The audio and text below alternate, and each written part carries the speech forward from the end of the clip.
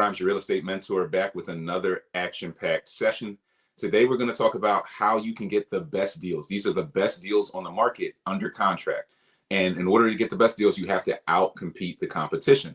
In order to outcompete the competition, you need to know these steps here. So make sure you stick around to the end. If you miss out on any of these steps, you could just be behind the eight ball, behind the game, not getting the best deals on the market because somebody else is going to use these strategies to eat your lunch. So make sure you stick around all the way until the end. Ask any questions that you have. Drop your questions, comments in the chat section. We'll answer questions as we go. If you're new to the channel, like, comment, subscribe. Leave a comment that says I subscribe and click the links in the description to tap into some of the free real estate trainings that we put together for you guys. And just stay tapped in, guys. If you want to learn more about some of our programs, like the Boots on the Ground program, where we build houses for our mentees from out of town and in markets like Philly, and do everything from finding them, connect you with the lending, full gut renovations, tenanting, property management, all of that full service stuff. Definitely click the links in the description and tap in as well. Let's dig into this thing, guys, and get the ball rolling here. The first thing we always want to start off with is a little bit of mindset. And the thing I wanted to focus on this week is really fears. Fear is the number one driver of a lot of things that we're all dealing with. We're all afraid of something. In the market, we're afraid of our 9 to 5. The number one fear out there actually is of public speaking. More people are afraid of public speaking than kind of anything. So you have to choose your fears wisely in this game, because if you don't, you're just going to hold yourself back and hurt yourself long term. So what do I mean by that? Well, let's say there's somebody with two fears, or maybe one big fear. You might run into somebody, or I might run into somebody, and I talk to them. They're interested in real estate, and they know they want to get ahead, but they're afraid of getting burned by mentorship. That's literally their biggest fear right now is, what if I get into the wrong mentorship program, or I get into a course and the content doesn't work, or the course doesn't work, and they're afraid of getting burned by mentorship. So they've chosen the fear of mentorship. And then they say, well, I still want to do real estate anyway, so I'm going to go out and do a deal. So they go out, they do a deal, school of hard knocks, they get burned for 50 grand by a general contractor. And the mentorship could have protected them from that. But they did not choose the fear wisely. They chose the wrong fear. Some of us are more afraid of failing as an entrepreneur, as going out and doing deals and trying to win and trying to put our family first and build cash flow and build another stream of income. We're more afraid of that and what we'll look like and if we'll get publicly ridiculed versus fear of the 9 to 5, of waking up one day, coming into the office, and your boss is just like, well, our quarterly numbers didn't hit, we're letting you go. So you didn't choose your fear wisely there.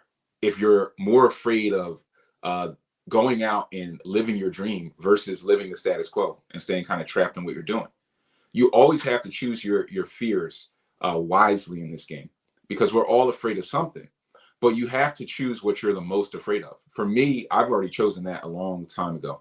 I'm more afraid of the 9 to 5, which is why I got like the 9 to 5 crossed out on my chest, right?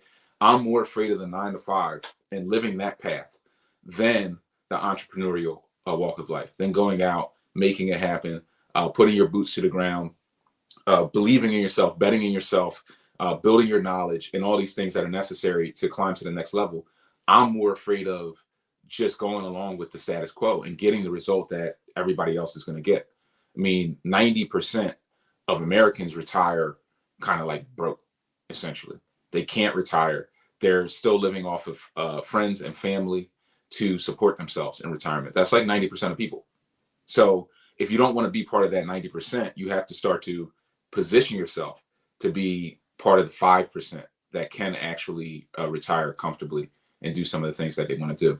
But these are all mindset shifts and hacks that you have to go through. You have to choose your fear wisely. Make a fear decision, because fear can be a motivator. Make a fear decision to be more afraid of the status quo, to be more afraid of living your life out under the control of somebody else who's controlling how much income you make, how much time you can spend with your family, when you can retire, if you can retire, and who doesn't necessarily have your best interest in mind, because they're not They're not worried about you and your family. They're worried about building their dream. And you're there at a lot of these 9 to 5s to build somebody else's dream.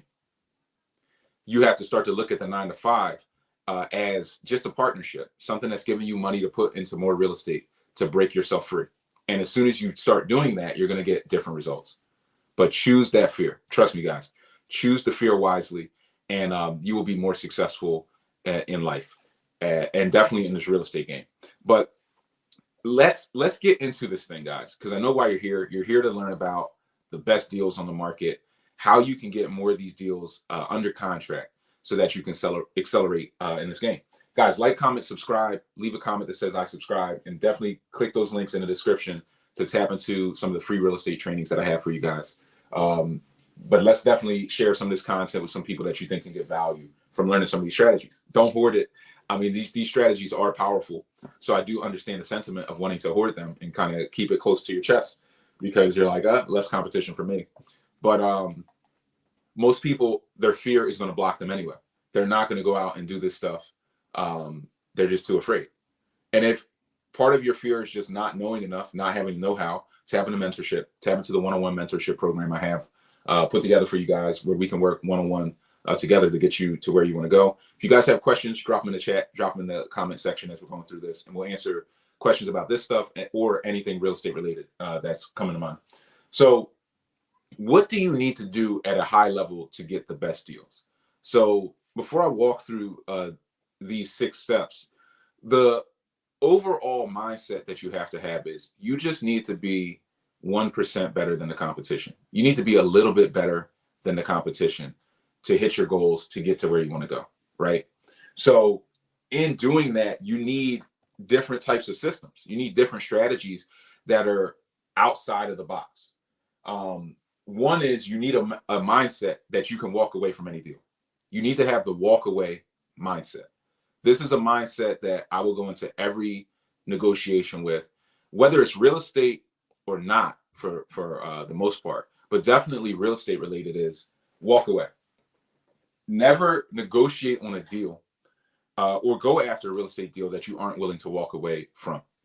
Because if you aren't willing to walk away, you won't be able to negotiate properly. You won't be able to get to these next steps, and therefore you won't hit your goals. So I'm always negotiating in a way where if the number does not hit my number, I'm cranking my analysis on the way into the deal. If the numbers don't look good, if everything's not working out, I'm walking. Like, I'm out immediately. There's just no second question. I can't tell you guys how many deals I've had where we've gotten to the table. They say, hey, we need 75,000. That's the rock bottom number. We're not going, a dime lower than that. And I'm just like, that number doesn't make sense for me. I'm out. A week later, they're calling you back. Hey, are you still interested? I mean, we can come down to 68. It's like, oh, you can do 68,000 now. How about that? How about that? So, but most of us, we're afraid to walk away. Well, what if I walk away? I don't get this deal because it's one of the best deals, right? The discipline is you have to be willing to walk away from the best deals on the market. It's the only way you're going to get them. It's all about a energy exchange and a negotiation. Both people, in order for a negotiation to work, both people have to feel like they lost. That's a insider's tip. Both people should walk away feeling like they lost something. The key to that is feeling like they lost. This is why a lot of sellers will list their prices on their properties high, knowing that people will try to bid them down, because then they'll bid them down to the number that the seller actually wants, but the buyer will feel like they got a deal. It's all about the feeling. So when you're negotiating, you want to, and you're doing like these lowball offers, you want to put out your lowball offers, but you want to leave room for yourself to get pushed up. As you're getting pushed up, I'm almost watching the seller and reacting to them. So let's say a seller was selling the property for 100,000, and it's one of the best deals. Like, I really want this deal, but I'm like, I gotta get this thing at like 87.5, or I'm walking, because that's just my discipline. If anybody's watched Heat with Robert De Niro, he talks about like the discipline of like being able to walk away 60 seconds flat if the heat comes around the corner. It's that mindset. If anybody's seen that movie, it's a great movie. If you haven't, Pacino, De Niro. But you have to be willing to walk away from the deal. Like any deal, 60 seconds. If they're not dropping the price, bounce. And if it's a good deal, it'll actually come back to you if it's right for you to have. But I will see what they do. If I need it at 87.5, I'm going to start off at like 80. And I can give you 80K. Now I'm looking for their first price drop. If they drop from 100,000 straight to 90 off the rip, because I came in at 80, I can probably pull them down at 84. I'm actually going to do the opposite of what they do. So if they're like, oh, well, we dropped 10,000, I'm not going to now come up to 10,000 and say, oh, I'll meet you in the middle. You dropped 10, I came up 10. No, I'm going to keep pulling them because I'm now going to increase by like 3 or 4,000. That's a little tough. I can do 84, maybe 83, but you're really killing me. They got to feel like they're killing you. You got to start penny pinching because this is making them feel now like they're getting you worked up to a price versus them even being pulled down because they dropped way too big on that first offer, right? So you have to kind of pay attention to what's going on in the negotiation. But I'm going to just keep working them and pull them down. I might pull them down to 85,000, get a better deal than I even wanted. But they're going to feel still like they pulled me up way off my price. Hey, we got the guy up to 86,000. I mean, he was at 80 and it was pulling teeth. So then you can still get a good deal, but it's all about that feeling. You have to be able to walk away. And part of walking away is being tapped into volume. This is a volume game.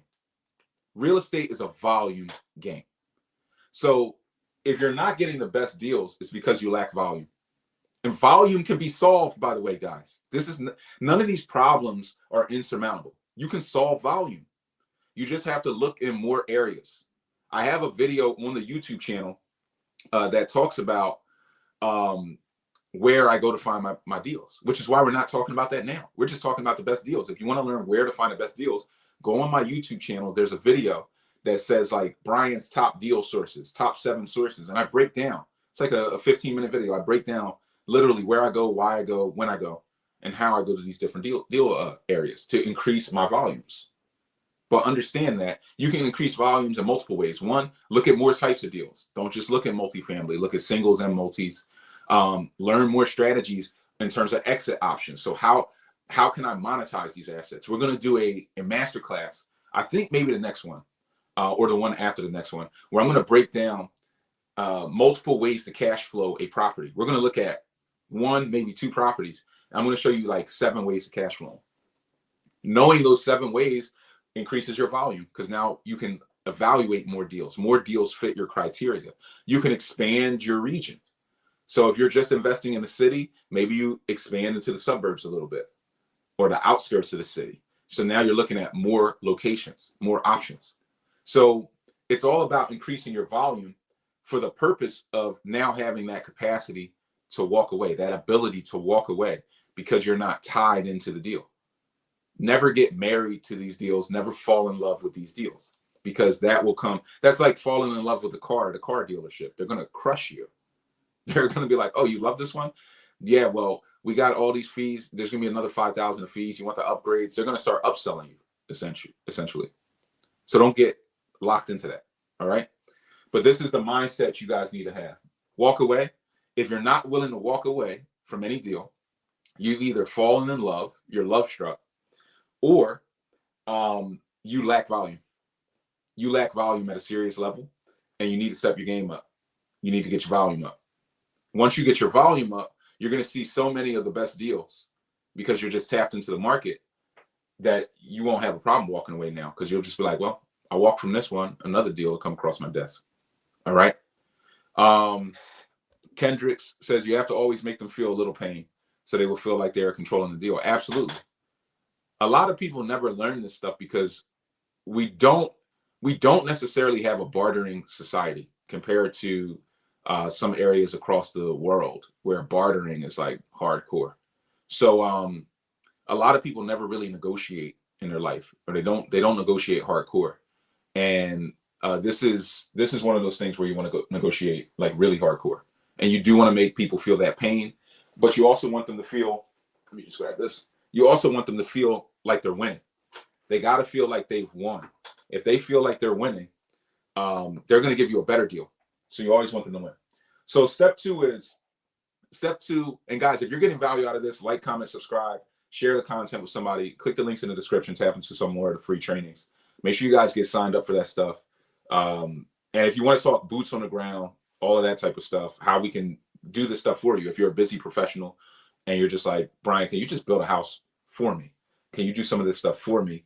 Make sure you reach out, but reach out sooner rather than later, because the capacity on the boots on the ground program is literally like, there's barely any capacity for new people. So we may only take on like another 2 people this year and then just shut it down. So make sure you guys tap in there. So next we have offer cash, close credit. Offer cash, close credit. So what offer cash, close credit is this is a strategy that I kind of picked up as I was going through the game, and I was learning more about like, how do I get people to the table? How do I get these sellers to really drop the price? And most sellers will drop their price for a cash offer, right? So if you're going to make a cash offer, they're going to drop their price all day. They're just like, oh, you're offering cash? Cool. Let's get this done.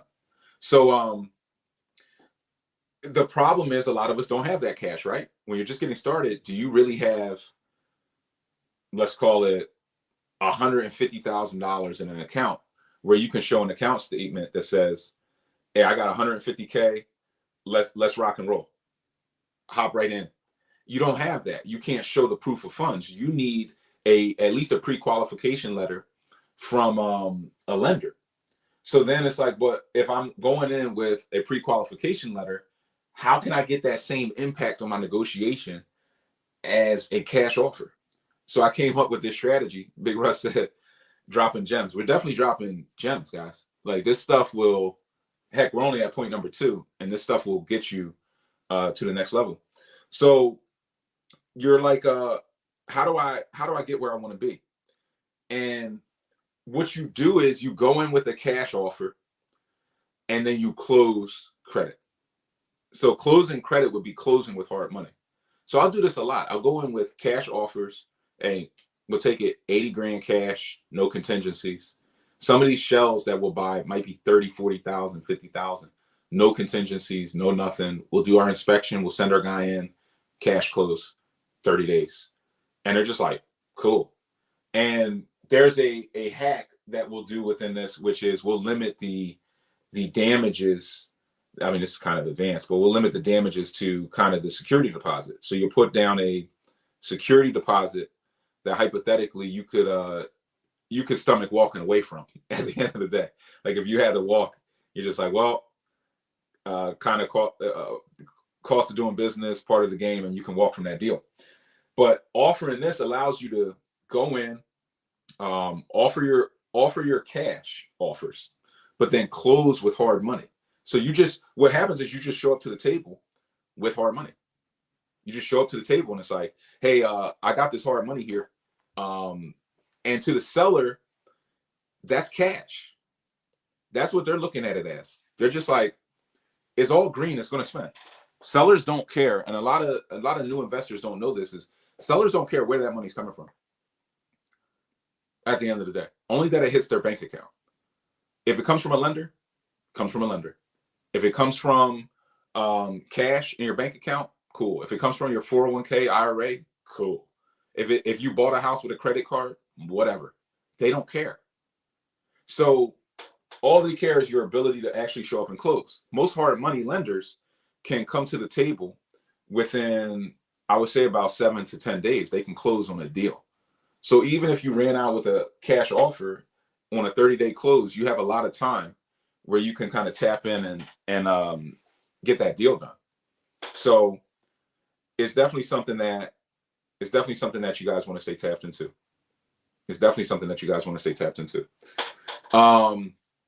So I think we got that. And I can go a little bit deeper on this if you guys have questions about it. This one, it's not too complex, but there are more wrinkles to it that are in the 100 Keys Masterclass in the VIP mentorship program. We kind of go a mile deep on a lot of these things, but I'm trying to give you guys the general gist so that you can get yourself started and at least have like a baseline. How do you get a proof of funds letter You just go to a lender. You could go to a place like Rocket Mortgage. You go online to one of these national mortgage brokers. You can get a pre-qualification letter in like 15 minutes on rocketmortgage.com. You can also go to a mortgage broker. This is one of my things in 100 Keys Masterclass. We will break down in the mentorship program all of the different professionals that you should have a relationship with when you're just getting started. One of those people is a mortgage broker, because a mortgage broker can get you pre-qualification letters quickly. They can bounce you around to different types of lenders that are out there and different programs that are out there. So having that can be crucial. So you will get a proof of funds letter from some type of a lender. You can get one with no pull. The pull would be the credit pull, guys. The strategy for that, which is what I told you, guys, is you will do a soft credit pull. People always ask me this question, Brian, they're going to check my credit. I don't want the inquiry. What do I do? Pull your own credit report, guys. Pull your own. Yes, you're talking about the hard pull. But when you pull your own credit, it's called a soft pull. It does not count as an inquiry. Go on Credit Karma, Credit Sesame, Experian.com. Download your own report. It might cost you $15. No inquiry. Send that around to the lenders. Say, I want a pre-qualification based upon this, and they can do it. People don't tell you that they can do everything. That doesn't mean they can't do it. It means you're not asking the right question. But now you got anybody who's listened to this piece now, which this is one question I probably get 95% of the time. 95% of people who are looking to get into the real estate game don't know this. So definitely make sure you guys share either the content or that concept with some of these people, because most people don't know that. Knowing that, now you can unlock yourself, apply with multiple lenders, and just build your relationships out. But this is, guys, these small wrinkles, even though I can give some of them to you here, there's so many small wrinkles that will just come out from a question, just like V just asked. And that is the power of mentorship in itself. She said, see, she's unlocked now. She said, so on. So just a quick question and a quick answer. Boom, it's on. This is the power of mentorship. This is why going out and trying to figure out everything on your own is a waste of time. What do you think I'm here for? Why do you think I got the hell kicked out of me in this game over the last 10 years? It's really to be more of a sounding board for you guys. That's the only sense I can make out of it. It's certainly not fun. It's certainly not like a blast getting burned by contractors and running around in this game, dealing with all these different unscrupulous people. But somebody has to come back and give you guys the goods and say, look, here's how you watch your back. Here's what you watch out for. Here's how you don't get burned. So the value in it is you guys, which is why I set up the one-on-one mentorship to spend time with you guys to make sure that you're understanding. But this is a indicator of the power of real good mentorship, is that you can get one answer and unlock your power. So V's power level just went up like 100 points. Like, she's unlocked now. Now she can go and apply with multiple lenders and get to the next level. And that next level is bigger, brighter, better. Climb a little higher, see a little further. That's what happens. So that's that. Brent said, what's your mentorship link? Click the link in the description. There's a link to a free training. You can click on that, and then you can kind of book a call with me and my team. From there, you can tap into some of the free training, see some testimonials from existing students, things of that nature. Learn more about the ride-alongs that we do. By the way, we have a New Year's ride-along. It's going to be the first weekend of the new year. It's for your New Year resolution, guys. If a lot of you have that New Year's resolution of getting into the real estate game and breaking through your fear, there's no better way to break through your fear of real estate than to go on a ride-along tour with a developer who can show you the game, show you the ropes, show you the types of properties, walk through them, inspect them together. So definitely make sure you tap in. Then I'll be circulating more on that, but we're only going to bring out 10 to 15 people. I really like to keep the group small because it allows me to spend more time with you guys. So I'll start to circulate some of that stuff for people who are interested, but just stay tapped in. That's going to be coming up as we get towards the new year. I don't think we just got some major keys and stuff. Guys, like, comment, subscribe if you're getting value. Leave a comment that says I subscribe. Share the content with somebody who you think will get value from this, and click the links in the description to tap into the free real estate trainings and get laced up. So the next one is stronger offers. Guys, make stronger offers, please. So what's a stronger offer? A stronger offer could be a higher security deposit, a higher deposit. So most of my deals, I'm putting down like $1,000 security deposit because I like to be able to walk away, right? I got to walk away. So I'm putting down enough money where I can walk. I'm putting down enough money where I can walk. Rob's funny. He said, sign me up for the ride along again. Rob came out to the ride along. We gave a lot of game on that ride along. He's like, sign me up again. And Rob, I really appreciate you coming in. Rob was committed, man. Rob was rolling on crutches in the ride along, just crushing it. And that's commitment. That's commitment. And the commitment, seeing others committed to real estate inspires me. Sometimes I'm burnt out. Sometimes I run out of energy and I need inspiration from you guys. And you guys give it to me because you guys are out moving and shaking, making it happen, making these deals happen for the first time. When there's nothing more exciting in real estate than when you get your first deal, you get your first rent check. Oh my goodness, what a feeling. Everybody should have that feeling of your first rent check. The psychological shift of like, wait, I did it. I got the paper. I closed on the property. I got the rehab done. I got the tenant in place. And they just put $2,500 in a move-in fee, sometimes cash, boom. Or you just get a cash app. Especially, think about it. You might be at a point in life where you're used to making like, yo, I'm making $4,000 a month. And somebody cash apps you $2,500, boom. And you got paid off of your 9 to 5. And you just got $2,500 cash. And you're like, yo, this is real. You feel like you're onto something. You're like, man, I got to keep going. So I want everybody to have that feeling of your first rent check. If you haven't had that feeling, you deserve to have that feeling. You really deserve to push yourself to that point because there is no more excitement in the game than that. Everything else is a replay and doing it over and over again and building it bigger. Maybe you get your first $10,000 residual income month.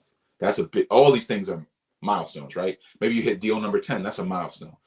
But just something about that first rent check. I promise you guys, for those of you who are about to experience that soon, you'll remember that I'm saying this. You'll be like, man, he was right. Stronger offers. So higher deposit. That's a stronger offer. He said all the checks, pay checks. Let's go. Higher deposits.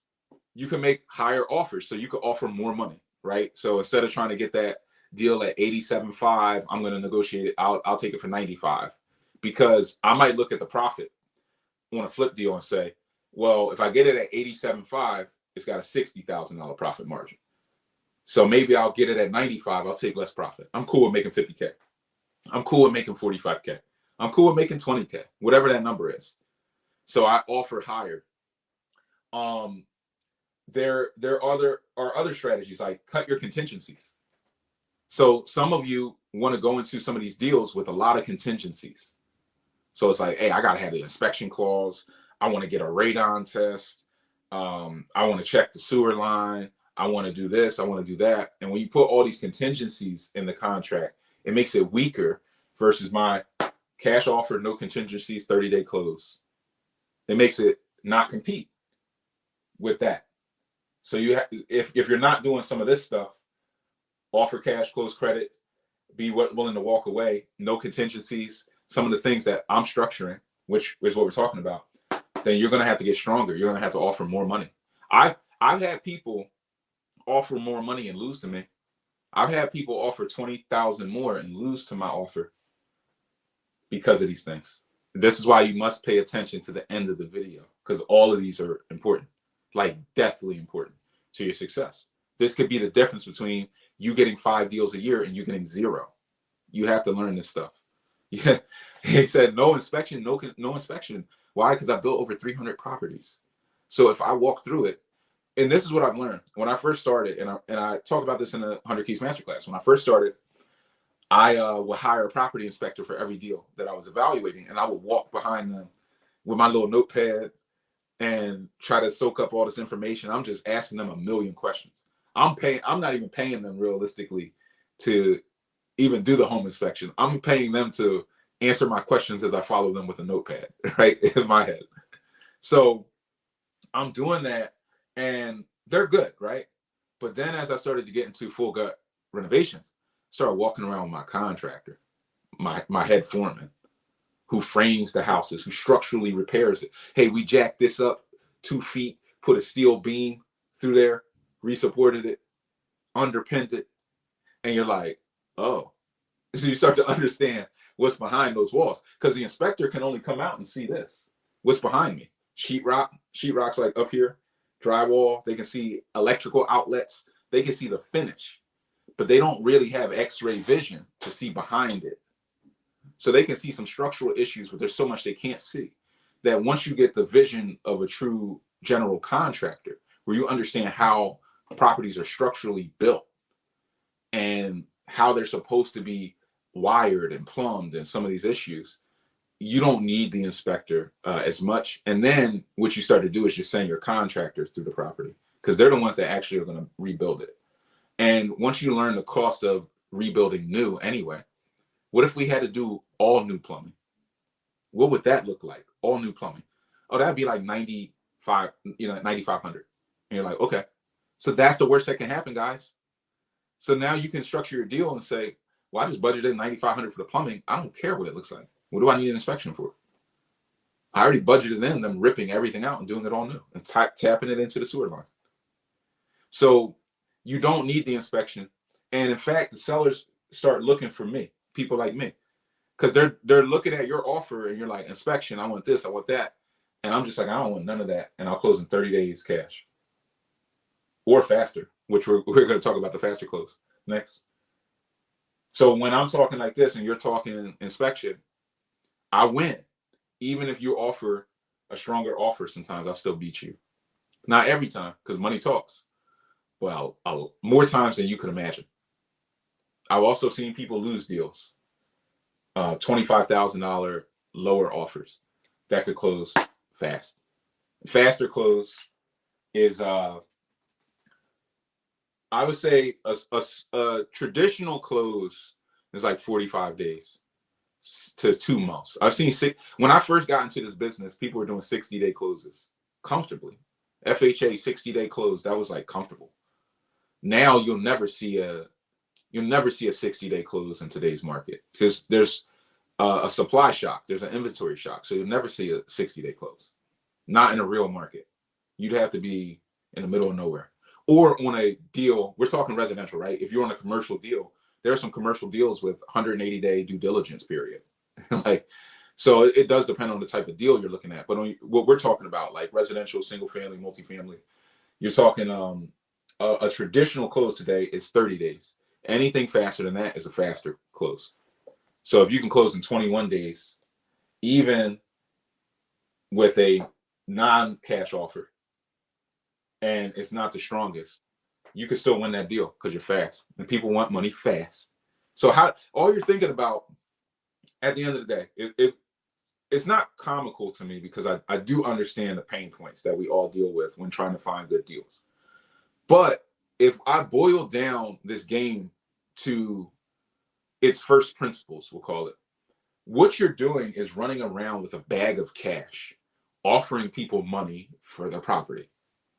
When you're offering people money, that's not a sale, guys.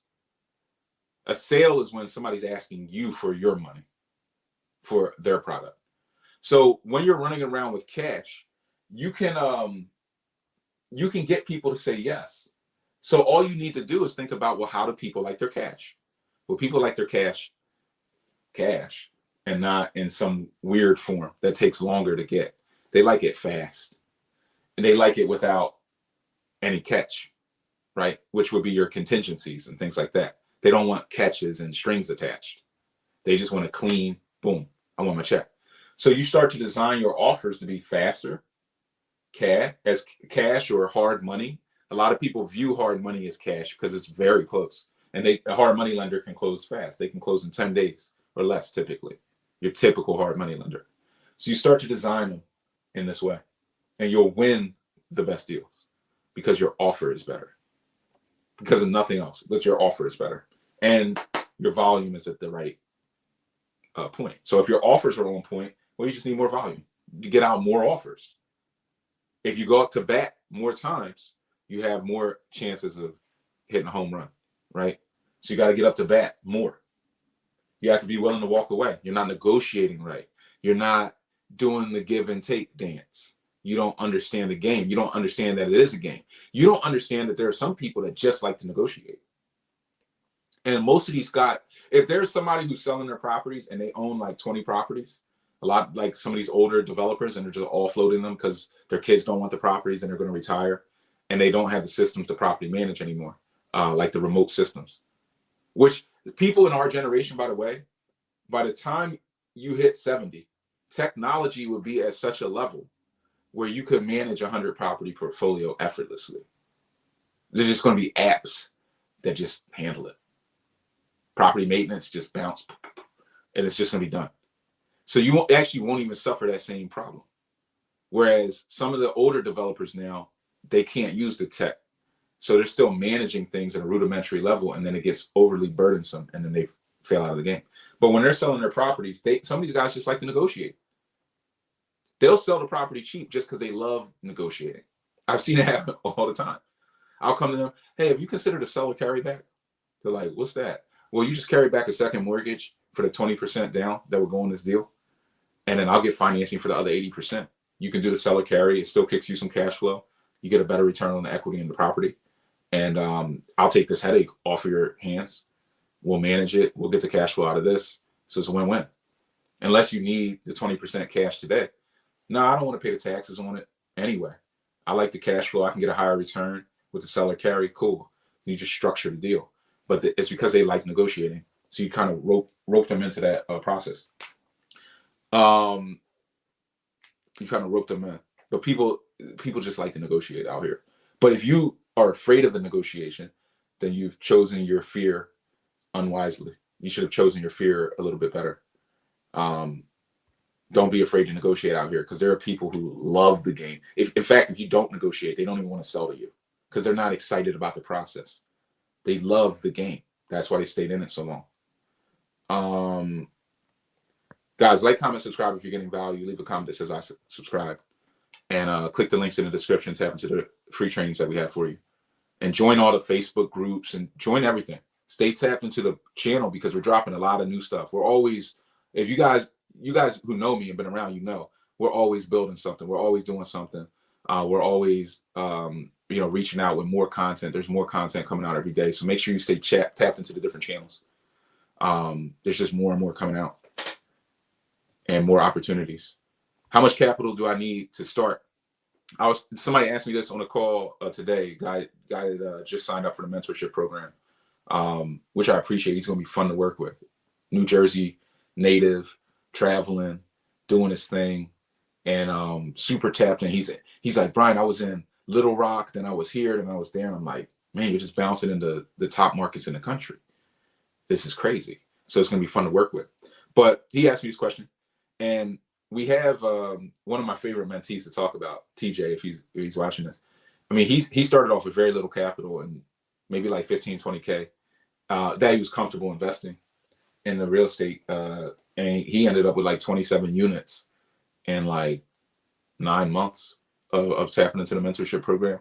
So because of the creative financing thing, like we were just talking about, seller carrybacks and lease purchase options and subject to, you can, if you are comfortable building up that muscle of talking to people and negotiating and coming up with win-win situations that are conversational, just like the conversation I guess I kind of had it with myself as a monologue, but you guys are here, so I didn't feel like I was talking to myself. But like that conversation, you can uncover a motivated seller or somebody who's open to it because they just didn't think about it before. They didn't think about if they wanted the cash or if they could just get some type of installment payment. And most guys who are in the game and who are investors, they are comfortable with cash flow. Why else would they be a landlord if they didn't like cash flow? So creative financing is about structuring deals where the existing equity in the property can be tapped in by the seller into a way that they get cash flow out of their equity instead of a lump sum payment. Because a lump sum would be the down payment, the 20% down, the 10% down.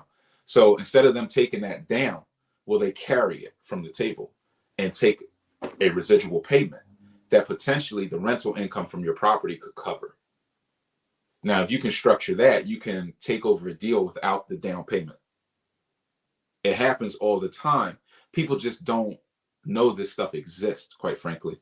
And because there's fear of real estate already, when somebody comes to you and says, well, there's these advanced ways where you can do deal structuring, there are people open to it, it just doesn't feel realistic. Because you're like, no, that can't happen. I didn't say it was easy. I didn't say everybody's doing it. Very few people ever stumble upon that level of knowledge. But there are people out absolutely crushing it, and it's all they do. And it's systems based like anything else. And I'm of the belief that almost anybody can do it. As long as you're comfortable talking to people, you can do it. And as long as you get in front of the right knowledge and continue to move forward, you can do it. Me and my guy James, he texted me a subject to deal he was working on. And I was like, get the underlying contract. It was like a guy did a subject to and he tried to assign it to him. And I was like, get the underlying contract. He pulls the contract and it's like 4 pages. And we're looking at it. He's like, B, this is it? This is the subject to contract? And I'm like, that's it. I mean, it was literally like one paragraph that was assigning over the, I guess, the debt payments on the mortgage. But it was like the mortgage stays in the seller's name. It was clear as day. And it's like, that's it.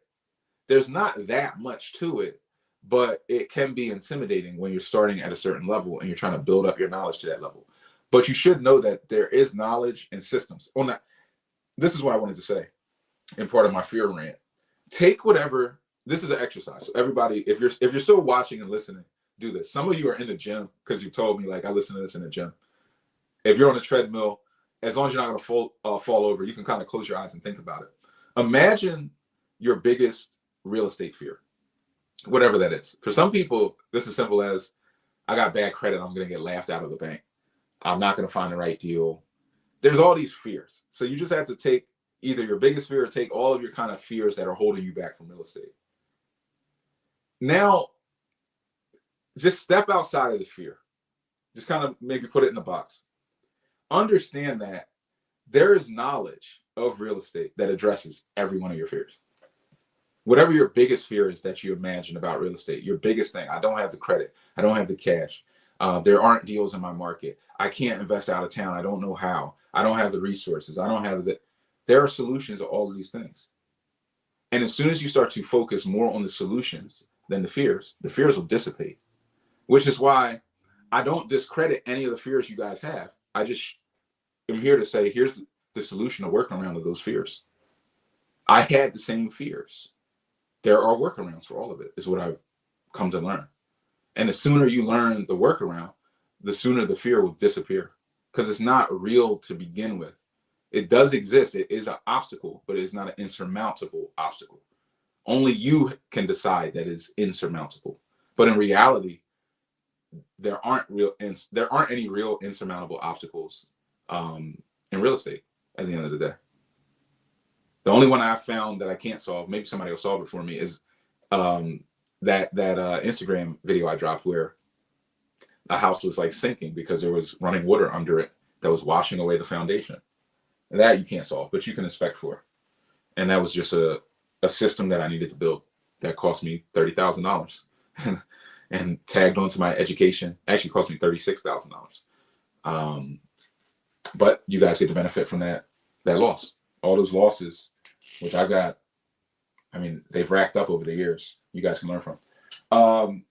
So like, comment, subscribe. If you get value, leave a comment that says I subscribe. Hopefully that answers the question. I mean, you can start with very little capital and get to where you want to go. Deb says she's learning a lot. She's up in Poughkeepsie doing her thing. We got to get that deal going. We're talking about creative financing as well. Rob says rent checks, and then I'll get back to it, guys. I just want to make sure I'm answering your questions. Guy Green said I'd like to get more info about the ride along. So the ride along, I'll be dropping more info as we get closer there. But there's so much content. If you I think there's a link in the description to my Instagram. If you click on that link, you're going to see everything. Or if you're on YouTube, you go into my YouTube shorts, you're going to see a bunch of clips of our last ride along where we're going around the city and I'm kind of breaking down the game. But we spend a day together. Everybody will fly into Philly. We'll spend a day touring properties that we're actively rehabbing in today's market, full gut renovating, cosmetic renovations, buying flips, buying holds, co-living, rental properties, Section 8 properties, like all of it.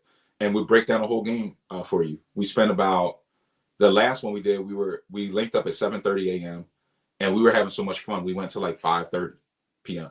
Like we just ran straight through. We saw the whole city. We saw 10 properties. We give you the rehab budgets on the properties so that you can see the cost that it takes to build them, so that you can kind of get that in-depth information, have this touch and feel experience. And you get to walk around and inspect properties with somebody who's built hundreds of them. So we get to look at properties, talk about how they're built, things to watch out for, how to navigate neighborhoods. I mean, it takes all the fear out of real estate.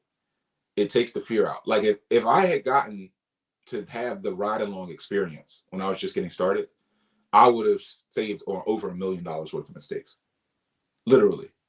Just from that one experience, because of the questions I could ask and the experience, like just the experience of being there and seeing it and understanding how it's supposed to go and how to solve through issues and what contractors should be doing, how they should be working. Priceless. But there is a price for the ride along.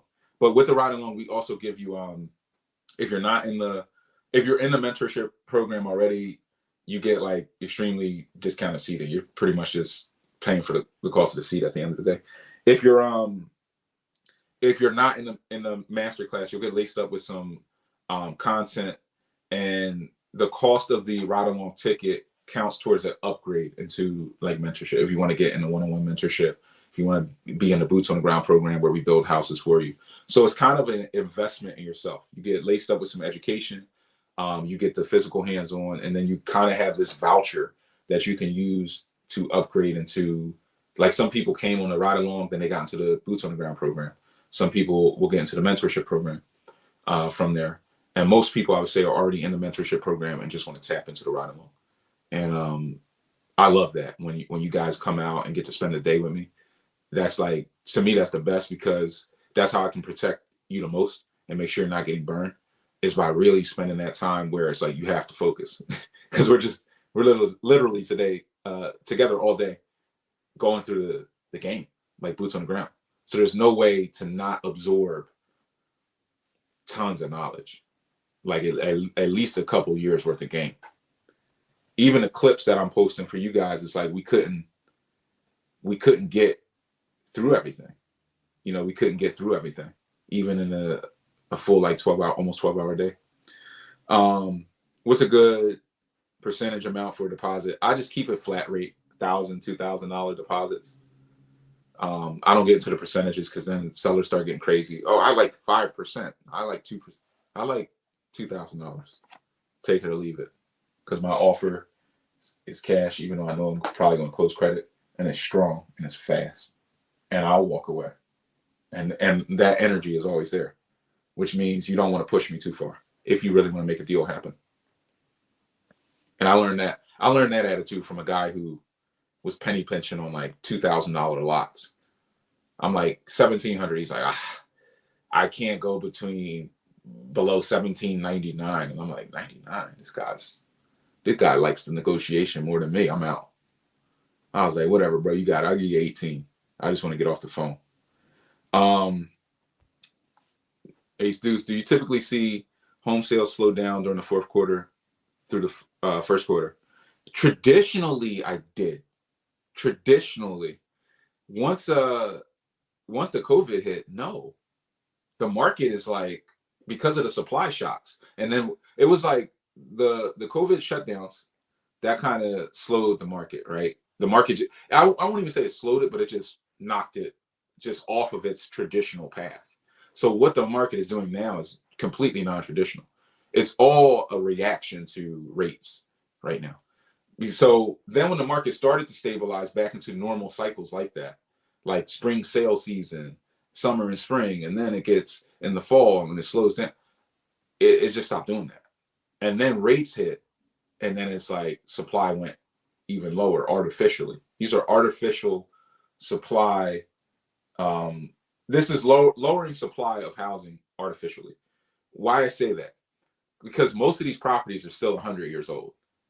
Even the newer ones are built in like the 70s. So they're like 50 years old, the 80s. So they're coming up on 40, 50 years old. So they need serious work.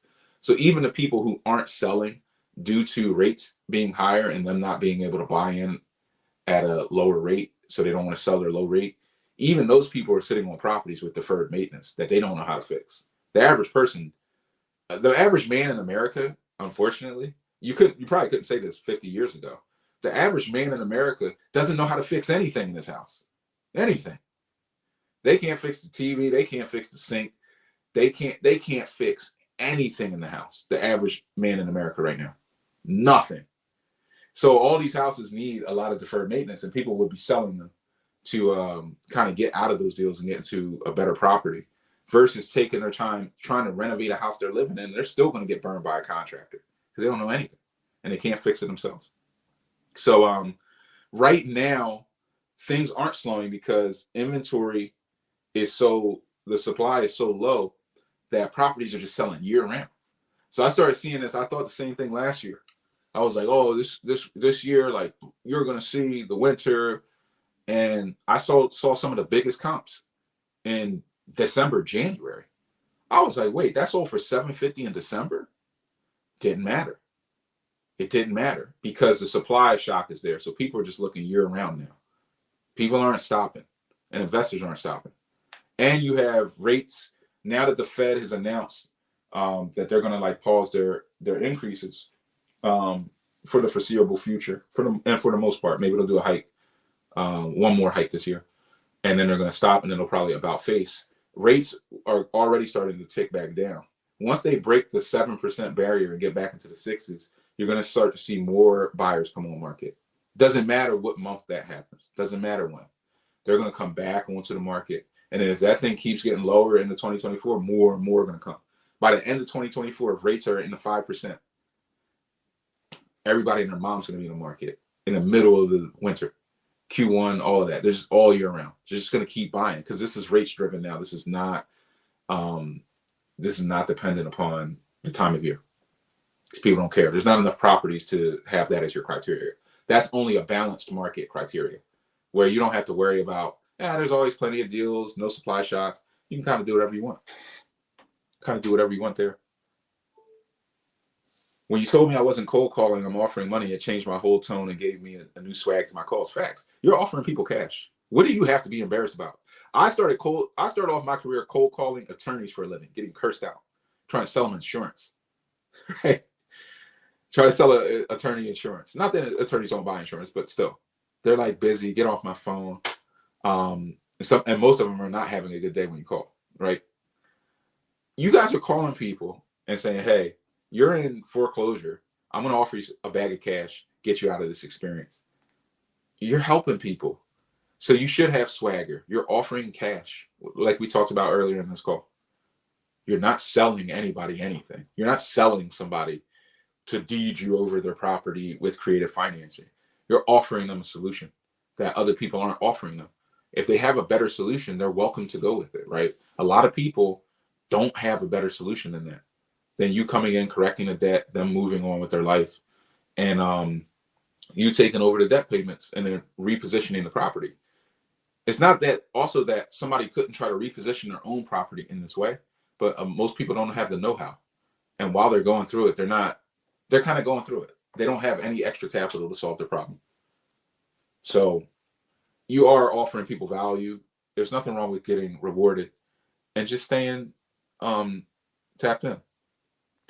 On an out-of-state rehab, do you need to go and stay in town to oversee the whole process? No. You just hire a young guy with a camera, young guy with a cell phone, running with your iPhone, shoot that whole video of the property. You give them instructions. You might even FaceTime it through them through it the first couple of times. FaceTime me, walk through. I want to see that. Walk over here, put the camera there, get them kind of trained up, and then just pay them to do it. Because you got to think about it. The average out-of-town investor is like, I'm looking to invest. It's about 2 hours away. And I'm like, well, that's 2 hours away one way. So that's 4 hours round trip. Traffic, another 30. You stop for lunch, another 30. 5-hour day. How many times are you going to do that? How much gas tolls are you spending on that round trip? You might be spending $150. Now, couldn't you just pay a guy $20 who can run for you per visit, or $15 per site visit? You can run them to new projects. You can run them straight to the platform, and that's going to put you in a better position. That's going to put you in a better position where you can now see more deals, and you can conserve your energy. So now your energy is good. You're not burnt out, and you have somebody else running. You created a job, some extra income coming in that can be scaled up. That's how you manage it out of town comfortably.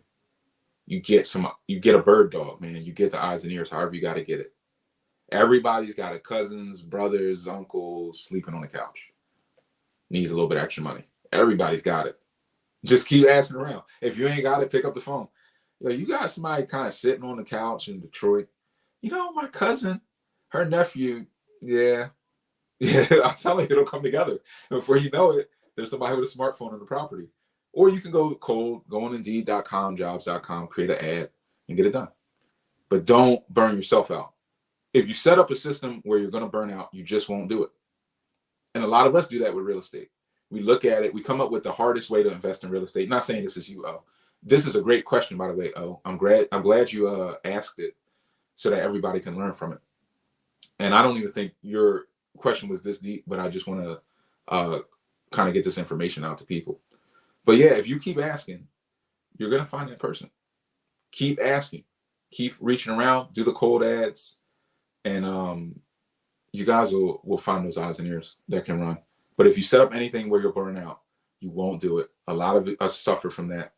Is we set up the hardest way to invest in real estate, then we look at how burdensome it is, and then we just don't do it because we didn't set up a system. We didn't go with a system that allows us to apply a little bit of time. That's another question I get. Ryan, how much time do I have to spend per week on real estate investing if I want to be successful? That's a fear asking that question. Only fear, some part of fear. It's not like a super fear, but there is some just being conscientious, but there's also a fear of I don't want to bite off more than I can chew. That's the fear. But the answer is depends. Because if you're in mentorship and I'm giving you the blueprint and telling you the systems, and all you have to do is post a job ad, do a couple of interviews, and hire somebody, you can do that in 2 hours of actual work. Posted a job ad in 20 minutes. You might be procrastinating for 4 hours, but you're not doing 4 hours of work. Interviews, 15, 20 minutes, ran 4 of them, found one person. You invest like 2 hours. Now you have a system. Now that system saves you 5-hour round trips.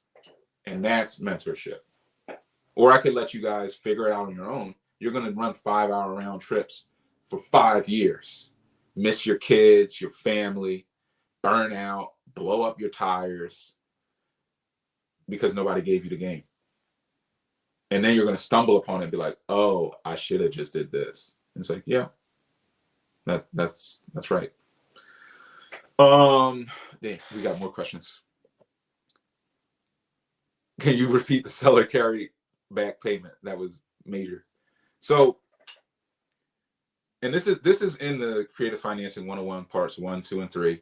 That's in my group course for those who are like, hey, I just want to tap into the group course and then maybe I'll upgrade to the VIP later. In the group course talks about these types of things. The VIP 101, everything. So including all of this and much more. So if you want to know how to get access to the super in-depth, there is a group course for it, self-study that you can tap into that will teach you creative financing, how to invest without cash or credit. We also do this in a one-on-one setting. V is in the one-on-one setting, and super into this stuff. So the seller carry would be like this. Let's say there was a property selling for $800,000, and you said, well, you go to the bank and they tell you the only way to get it, you got to put down 25% down. So that means they're only going to lend you, or they won't say that, but they'll say, we'll lend you up to 75%, which means you got to come up with the other 25. So now there's 25% you need to come up with. That seller has that's $200,000, right? Dollars. That 25% you have to come up with. So you might go to the seller, and believe it or not, a lot of owners own property. It should be stunning because they like cash flow. So they own rental properties. So even when you're buying a rental property, you might be buying a 5-unit from somebody. The seller likely is into cash flow, not big lumps of money, or else they would be a flipper. And most of these guys have been holding these properties, and they hold multiple. You'll kind of know when you're talking to them or the broker. You can ask these questions. So does the seller have any other properties? Oh yeah, this guy, the brokers will start talking. Yeah, this guy invests a lot. He's got about 25 properties, because the broker doesn't care. They're not investors, they're brokers. They're just, I'm happy to know this guy. I want to know 10 guys like this. Then I get more commissions. That's where it stops. So they're going to give you all the goods. And you're like, oh, so he's got a bunch. So this guy might be interested in cash flow. So you go to the seller. You're like, look, you're having trouble selling this thing for $800,000. Ain't nobody buying this thing. It's probably only worth $725. But what if I can get you to $800? I can get it to you if you're willing to carry back, 25%. And the seller might be thinking anyway, how can I get rid of this property without causing a taxable situation? They're thinking about a 1031 exchange. Their head's about to explode. They don't even care. They're like, forget it. I'll just sell it and take the capital gain, whatever. You come with the solution. You carry it back, 3% interest. Now you're getting 3% or 4% interest. You're getting 4% on top of your equity. And you set a payment term, 6 years, 3%, 4%. Could be an interest only as well, with a balloon payment at the end. So now you can use leverage, some type of hard money, some type of other financing for the 75%. And then for that 25%, that's the seller carry. The seller's carrying that. So they're essentially funding it with a secondary note, a second position lien that you can pay back over time, or you can improve the property, refinance them out of it altogether, keep the property. This is like creative thinking. This is thinking outside of the box. This is how people are thinking at the higher level. And this is what they're negotiating at the higher level. But it's hard to explain to somebody who's trying to do their first deal that level exists, that people are at that level of negotiation and talking to sellers. Most people never think to even explore that conversation. But it happens. It's happening, guys. Oh, John, one of my mentors, John Rosero, thanks for tapping in. Said, big fan here. How do we figure out if low ball offer that will upset the sellers? Yeah, I hear you.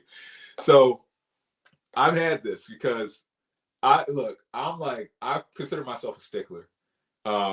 My best friend and co-real estate investor, I learned from him, right? I learned from him. And there would be properties I'm offering. I'm like, yeah, I offered him 35. And he's getting a property next door for 16. And I'm like, how do you get 16? But he would go in with the offer I had to fear. He would go in with the offer I was afraid to go in with. He would go in with the drop dead offer, the scumbag offer. But he would win the deals because he was willing to walk away, and he was playing a volume game, and he was moving fast.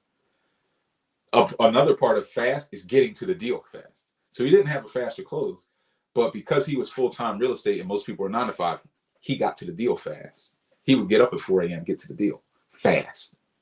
So speed always will kill. But it's really what I found over the course of time, especially in today's market, because every market changes and you can't go as low as he was going at that time. Every market changes. Right now, my cutoff is really like, it's somewhere between 50,000 below asking, but it's all of these things are relative, I want to say, which is why it's a hard answer and not necessarily a percentage answer. But if I had to put it down to a percentage, I would say if you're offering more than 30% below asking, there has to be a strong reason behind it. But usually you're going to get a no. Anything above 30% of asking, that means they're asking 100K. I can come in and say 72.5 and kind of have like a look on my face, and they'll probably counter me. They'll probably be like 92 and we ain't going lower. Seller doesn't negotiate or something, something like that. But I still knocked them off a little bit. I don't try to lowball offer is the answer. I try to accurate ball offer. is what I call it. So I will look at the deal with my experience. It is such a great question. I'll look at the deal with my experience and I'll say, okay, they're asking 150,000 for this deal. And it's a value add deal. It needs rehab. So I'm going to look at the pictures. What's the rehab cost? The rehab costs 100,000. So let's say they want 150. The rehab's 100. ARV is 325. So they're pricing a deal in a way where if I get lending and do all the things and execute on this deal, there's no profit. So I might have to come in and say, you know what, I'm going to have to haircut you 40K because you're delusional. Because you as the seller think things cost what they cost when you bought the house 20 years ago. Oh, you get the sheetrock done for about 3,000. Where? Point me in the direction. Like a lot of the sellers don't know because the information is asymmetrical. Most people only sell their property once or twice in their life. These people are not investors like that. So the seller may not really know what it's worth. So it's up to me in those situations. I might knock them off 50, 60 grand if I think they're just way over, because I'm trying to give them a price where there's profitability. Understanding as a developer the cost of construction. If I can't build this property at this price and make money, nobody can. Nobody can. Not without cutting extreme corners or running with a scam contractor who's going to burn you when they wake up and say, there's no way I can get this deal done at this price. So understanding the cost of construction, you try to find an appropriate offer. I'm usually not. So with that, I'm not necessarily looking in my analysis for who I can beat down on the pricing. I'm looking at who is priced effectively relative to the condition of the property and the after repair value. And I'm going after those deals that my natural offer falls within around 85% of what they're asking. Because if they're asking 100K and I say I can give you 83, we're on the dance floor. We're 17 off. That's not a let's shoot the dog, drag it out in the backyard and put a bullet in his head. That's like, let's talk about it. If I can get you up 7, seller might take 7 less. Can we do 90? And if I look at it, now I ask myself, am I comfortable making 50K on a flip versus 45 on a flip? Maybe I'll take a little haircut on this one, increase my volume, keep the contractors happy. So there's some philosophy there. But that'll give you a percentage. But relative, somebody, you could see a big country home selling for 1.4 million and the comps and the conditions say it's only worth 1.1. Then I'm going to go after them with 1.1, but I have a reason behind it. It's not just like, cause I want it for 1.1. It's the condition of this is going to cost me this. This is the price that's fair. So I'm always trying to bring people down to the fair developer's price, which means everybody wins a little bit, everybody eats a little bit. Because the developer doesn't need to make all their money on one deal. They can make it on multiple deals. They just want to make sure they're hitting more winners than losers. Some will be losers, but it's a volume game. Hopefully that answers the question in multiple ways. And thanks for staying locked in, John. I appreciate the support, the long-term support. Sweet V said, I'm having heart palpitations at all these gems you're dropping. I can't wait to get in front of the nose. This might be the best live yet. You never know when it's the best live. And seller, and touching on John, lastly, sellers are going to get ticked, and we're the ones to tick them. They got to get ticked sometimes. They offered high, not us. I mean, they put the offer too high, not us. They put the ask too high. So sometimes we're the hand of reality that has to give them a light slap. But it is what it is. We got to find the right price, or else they're going to rip you off. And you don't want to be in that situation where you're in this tight rehab because they're trying to eat all the profit out of the deal. They don't have a reason behind that.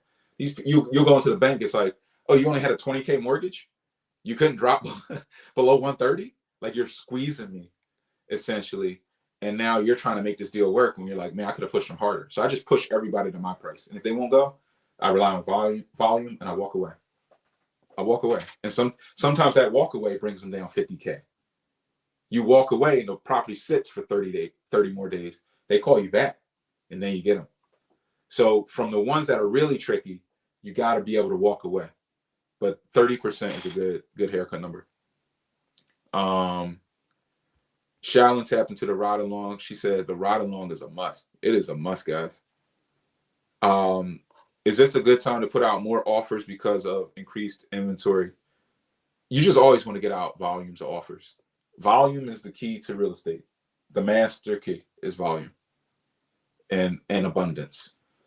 So in all different levels, you got to stay tapped in. Don't banks and inspectors allow more to slide in the fourth quarter? Depends. Are their books full or did they miss their targets? Because they got to get their bonus money, guys. They got to get the bonus. So it depends. If they've hit their targets for the year and they don't want to go over, they'll start to kind of wind down with their approvals. If they haven't hit their numbers, which is most people, then yeah, all those, oh, you're a 640 credit score, we didn't want you, or you're a 620, we didn't want you, they call you back too. They call you back too. Hey, are you still looking to do a deal? Yeah, we're the 620 is no problem. We talked to the underwriter. You're like, oh, you talked to the underwriter. Oh, okay. So they'll start to accept you too. Jeff said, I subscribe. Guys, like, comment, subscribe. Leave a comment that says I subscribe. Click the links in the description. Tap into the free real estate trainings. And share the content with somebody who you think can get value. You always want to share value. When you share value, you do good for others. Good can come, back to you. In the greater, somebody asked me this question again. Have you done deals in the greater New Orleans area? No, I haven't. I do have some people doing deals in the mentorship program who are doing deals there, and we can show you how to do deals anywhere because it's mostly systems and numbers based. The systems work everywhere. If they didn't work everywhere, I wouldn't even have them because I only like systems that can scale. Systems that can't scale, they get drug out in the backyard and put down. They belong in the graveyard, those systems, because they're not worth trusting to begin with. Because once you try to scale, they don't scale with you. So, yeah, it's a good area. You can do deals in that market. You can make money. The only thing you have to watch out for is the hurricane insurance. Premiums are going through the roof, and they're eating away cash flow. So a lot of people in those markets, unless you're flipping, are looking actually to invest out of town. For that market. No, I know. So I would say greater New Orleans flip. There are some cash flow things you can do, but more creatively. Room rentals, short-term rentals, some of those things. He said, yeah, the insurance is terribly expensive. It's terribly expensive. So it's like you can produce cash flow. You can get a townhome, do room rentals, rent out master suites, do some of those things. You can do a lot of cash flow in those types of markets, like a lot of cash flow. But your average person just going and doing a rental property it's not a good cash flow market for the average bear. So if you're getting super aggressive, it's a cash flow market. But you have to make it that without out of the box thinking, which is why we'll do a session on how to it's be like cash flow this property, one property, 7 ways to cash flow it. I think that would be a cool concept for you guys to navigate a property with me and analyze it just purely based on cash flow, which strategy I'm going to go with and why, and how to construct that property to be at the highest and best use value. That is the ultimate level of being like a free thinking investor and developer in various forms. You could do this commercially. You could do this on land deals. But it's all about highest and best use and thinking outside of the box, outthinking the competition. Yeah. V says this literally happens every day. Most properties are priced because of the seller's emotions. Exactly. So you just I have to look at take all my experience and say what this deal is really worth, what I can do to make a profit. And if I can't make a profit, then as far as I'm concerned, nobody can. And even if they can, who knows how long it'll last? Because I say that because I'm naturally more conservative as an investor with a strategy. Any deals, boots on the ground in New York area, or is it too expensive? It's not that it's it is overly expensive. So New York is very expensive, but it's just not as profitable as some of the other markets because of the cost of construction as well. The cost of construction in New York can be inflated as well. Like the contractors just want more money for no reason. But the costs imposed on them are a little higher too. The insurance, the property casualty, all that stuff. The certifications are higher. I would say the permitting in New York is way worse than most cities.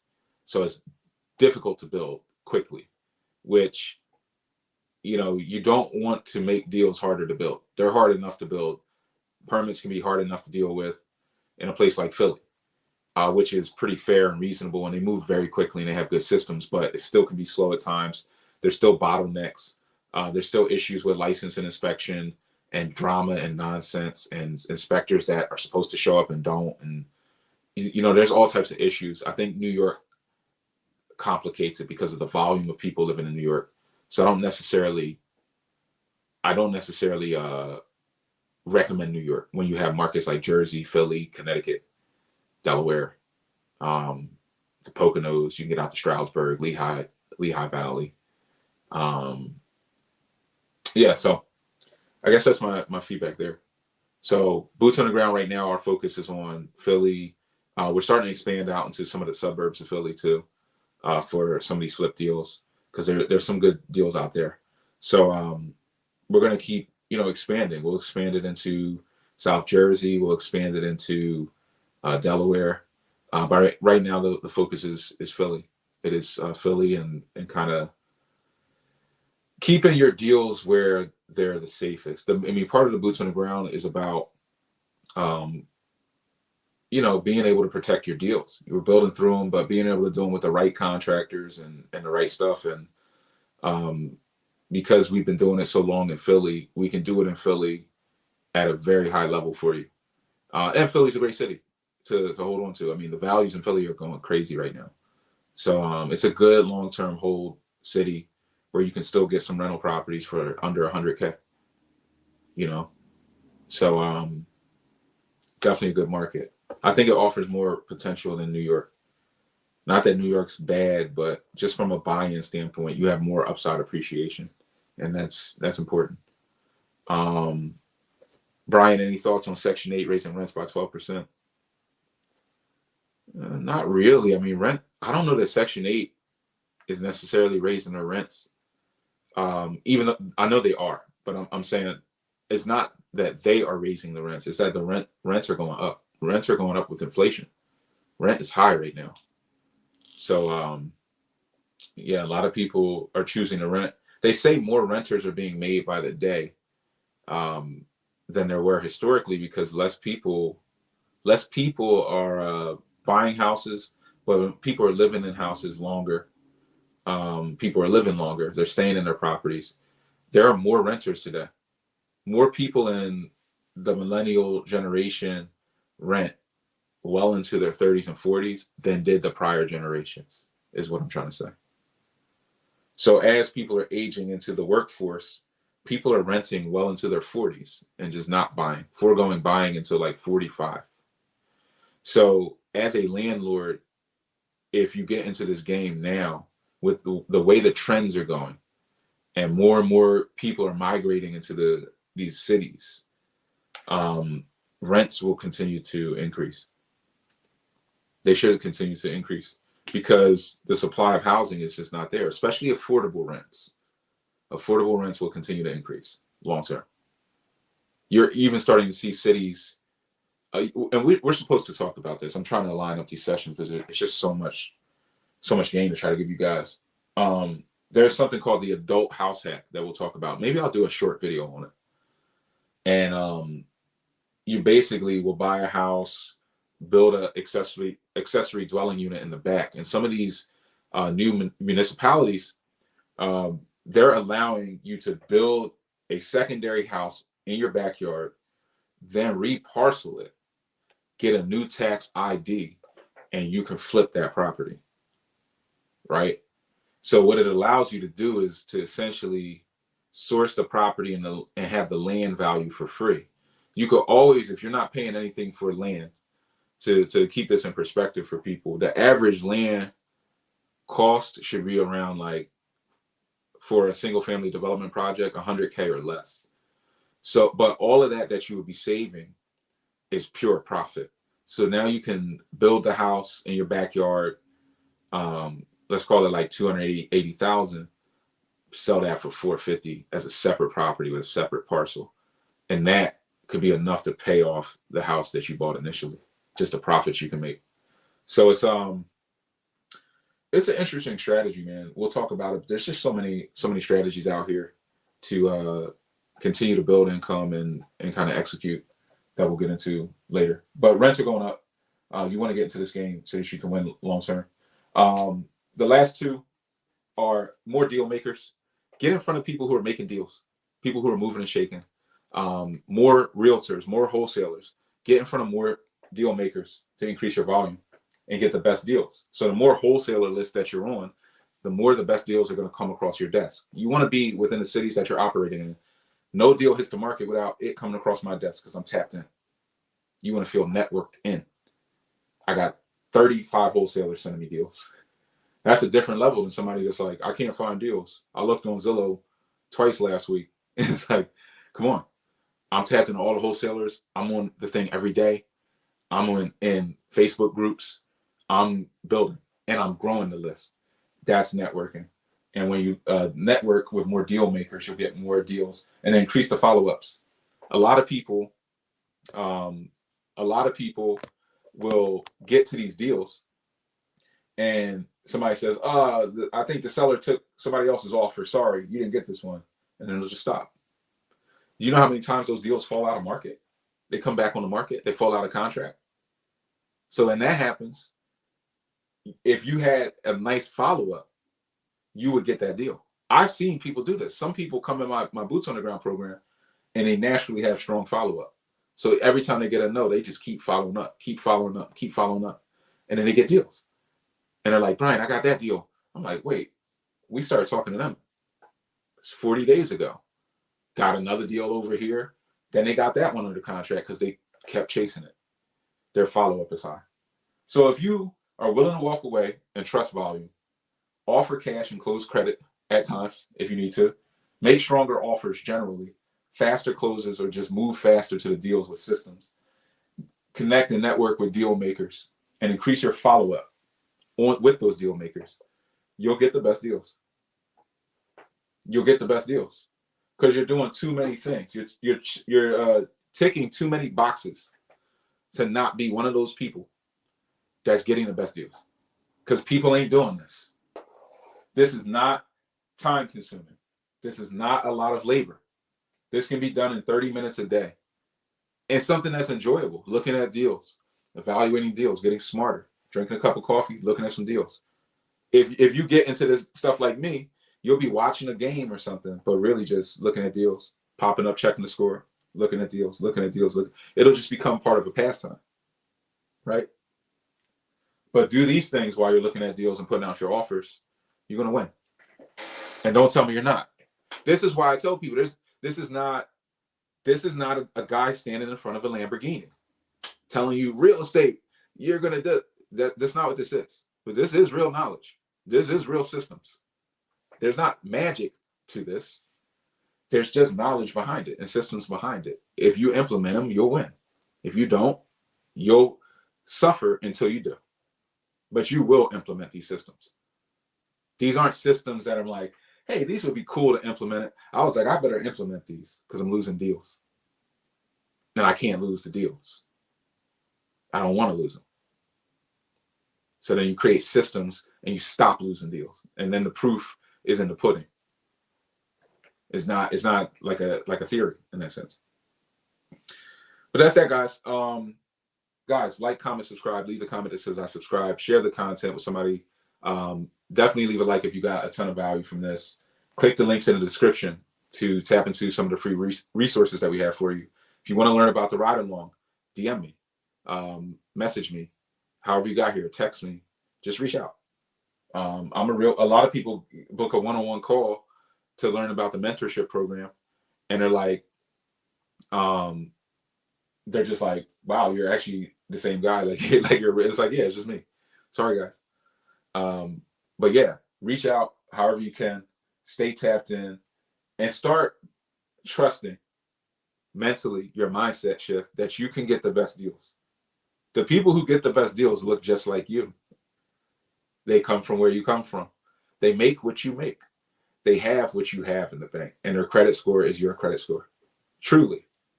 And they're getting the best deals, not because they're special, not because of anything else, but some system that they're implementing, some play they're running. That's it. That's the sad truth when the veil is removed. But there's no reason why you can't implement and get the best deals. So stay into the mindset of being patient for the best deal, and then stack good deals. Don't try to move too fast and get not the best deal because you're too anxious. Trust the game, trust the volume, walk away, get the best deals, stack your winners, and then you will win long term. You'll look back, nothing but wins. All right. Appreciate you guys. Thanks for tapping in. Reach out to tap into those free resources. We'll see you on the next one.